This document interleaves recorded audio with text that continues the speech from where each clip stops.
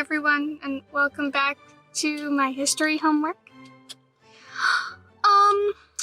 This is a little different. I have to get my homework done, and I'm waiting for my class to start, and I had some extra time, and I had my camera, so I decided to record it. I'm sorry if it's bad, and I'm sorry that I'm so white that I'm blinding you every time I get into the sunlight, so I'll try to stay in the shade back here. But today we're going to be talking about the 100 Years' War, which is a fun time, and I actually won't be having any citations in the description because we learned about it today in class. So I'll just be kind of reading from my notes and the other notes that I've written down. So the 100 Years' War was a war that was fought by France and England, and it's actually separated into 3 stages when you look back at it in history. It began in 1337, and this is the beginning of Phase 1. Basically, what happened was the King Charles IV of France dies, and he has no rightful son to actually take the throne. So Edward III of England decides, hey, I'm the rightful heir to the throne. I marry French princesses. I deserve to be king of France. And then all the French people are like, nah. You're not French. You don't deserve to be France because we need a king that understands us as the French. So they got really angry, and that began the whole war thing. And if we're looking at this logically, it's shown that France was actually stronger than England. France had more people and more money to actually go through with the war and to fight people. But England was more like unified as a country and had a better military, and that's why they kept kind of like coming out on top.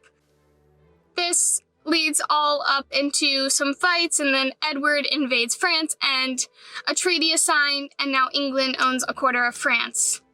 End of Act 1. Phase 2 begins. It is now 1376. This time we have a whole new cast of characters, so forget the old ones, no one needs them. Charles V is now ruling France, and he now has a better military, so he thinks he can take on England, and he decides, he doesn't decide, sorry. Charles V is now ruling France, and he has a better military than the last king, so he's like, hey, let's get our land back. But Henry V, who's now the king of England, goes, nah. I'm gonna take you up on that offer, and I'm gonna take more of France. So what he does is he decides to fight Charles V, and they go through a spat and all this wonderful stuff. And 1413, Henry V becomes king, and then by 1415, he's already invaded and taken some of France. So, he was on it. He was ready to fight France. Henry V's main goal is to blow up and marry Catherine, the princess of Charles VI, because during this time, Charles V died. Sorry, I forgot to mention that. And then this means that his son, Henry's son, could actually be the king, the legitimate king of France and England, making it the ultimate power. End of Act 2. Begin Phase 3. The year is 1429, and by this time, the whole cast of characters dead. Forget about them. We don't need them anymore. Whole new cast of characters.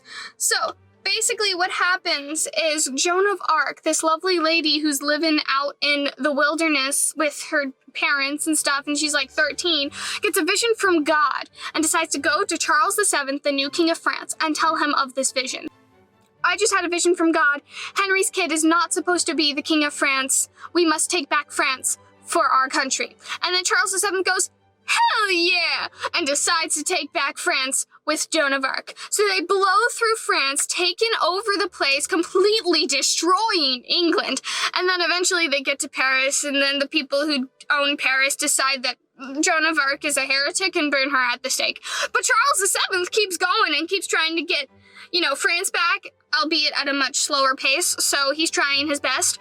But he eventually gets it back, and in the end, France wins the 100 Years' War, and England does not control France, which is great. And after this, the only thing that England actually owns is Calais, which is really cool. Some important facts about this and why this war is so important in history because, one, it took 116 years. No, I'm kidding. Basically, it made the French have more regular taxes, which they didn't have before. They were very irregular. They just take money whenever they wanted. But now they were more regular and, like, everyone knew when it was going to happen. They also gave the country a national identity, so people actually wanted to fight for their country more and were more patriotic. And it made the country more unified and come together and have a centralized power, which it didn't have before. Because before, the feudal people would just, like, really love their feudal kings, and they wouldn't care about the other kings. But now they care about the other king, because they don't want their land to be taken by England. So that was super cool. And that's all I have to say about the 100 Years' War. And I hope you liked the video. Sorry that this is different. Bye! It won't come out of my dashboard. This is where you were sitting, by the way. I'm sorry. I'm sorry.